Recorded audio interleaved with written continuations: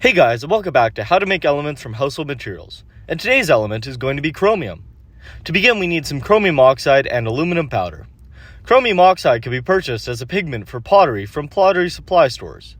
And I showed how to make aluminum powder from aluminum foil in a previous video. 10 grams of chromium oxide and 3.3 grams of aluminum powder were measured out and thoroughly mixed together.